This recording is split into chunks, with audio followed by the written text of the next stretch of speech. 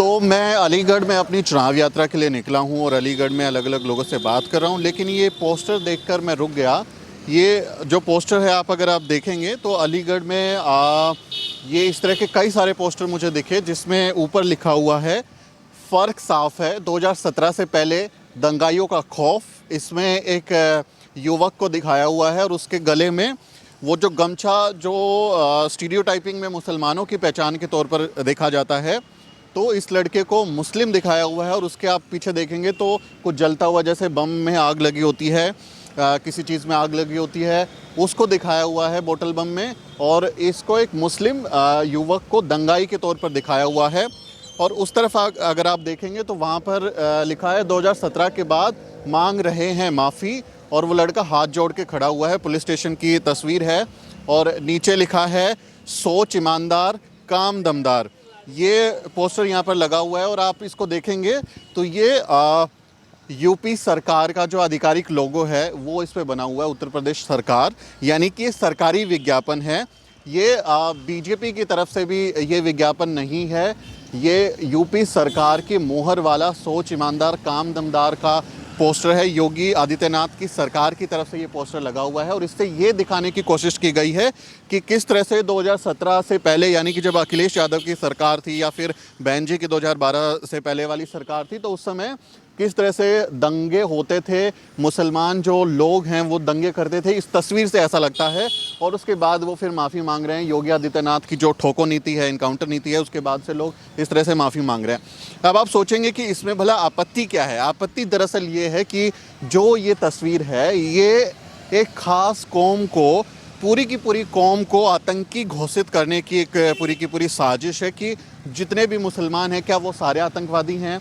UP के रहने वाले जो मतदाता मुस्लिम वोटर्स हैं क्या वो सभी आतंकवादी हैं, इसी तरह से आगजनी करते हैं, क्या वो इस तरह के अपराधों में लिप्त होते हैं, ये सवाल उठता है। और इस तस्वीर से ये दिखाने की कोशिश हुई है कि जो खासकर मुस्लिम कौम है वो दंगाई है, ये इससे घोषित करने की कोशिश हुई है।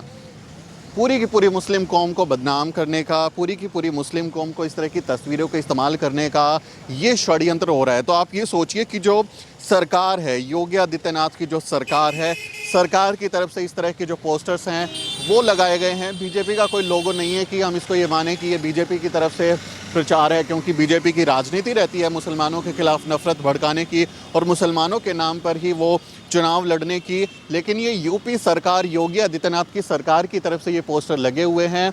सोच ईमानदार काम दमदार मुसलमान चेहरा, फिर वो माफ़ी मांगने का एक तस्वीर दिखाई गई है। तो देखिए, सरकार जो है ना वो क्या एक जाति की, एक धर्म की, क्या एक ख़ास चंद लोगों की सरकार होती है या फिर सब लोगों की सरकार होती है। नरेंद्र मोदी सरकार ने दूसरी बार सरकार जब उनकी बनी थी तो उन्होंने नारा दिया था कि सबका साथ सबका विश्वास हमारा काम होगा, हम सबका विश्वास करने की, जीतने की कोशिश करेंगे। लेकिन क्या इस तरह से विश्वास जीता जाएगा? क्या इस तरह से ये तस्वीरें लगाकर ये मुसलमानों को, एक पूरी की पूरी कौम को दंगाई और नफरती घोषित करके उनके नाम पर वोट हासिल करने के ज़रिए इस तरह से क्या मुसलमानों का भरोसा जीता जाएगा? क्या योगी आदित्यनाथ या नरेंद्र मोदी मुसलमानों के प्रधानमंत्री या मुख्यमंत्री नहीं है? क्या उनकी सरकार मुसलमानों की नहीं है, बाकी लोगों की नहीं है? तो ये काम यहाँ पर किया गया है योगी आदित्यनाथ सरकार की तरफ से।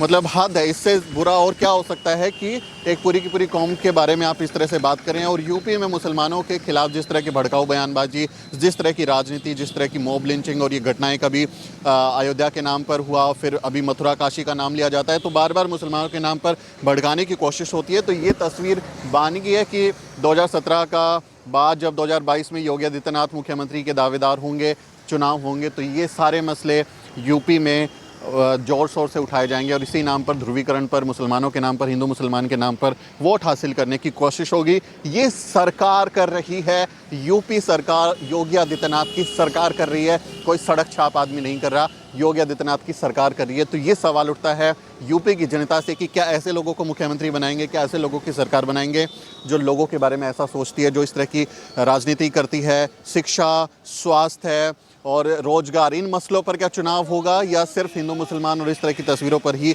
चुनाव होगा और इसी के नाम पर वोट दिए जाएंगे? ये सवाल मेरा यूपी की जनता से। आप क्या सोचते हैं इस बारे में? लिखें, कमेंट करें और हमारे चैनल को सब्सक्राइब करें। मेरा नाम सुमित चौहान है और इस वीडियो स्टोरी में मेरी मदद कर रहे हैं मेरे सहयोगी मोहित कुमार। अगले वीडियो में मिलते हैं साथियों।